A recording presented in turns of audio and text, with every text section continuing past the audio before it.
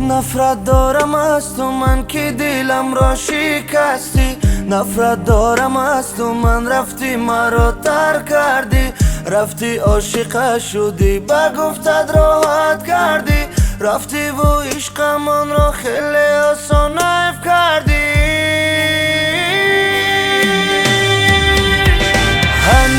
هنوزم یادی تو میکنم هر بار، لعنتی دست از سرم بردار.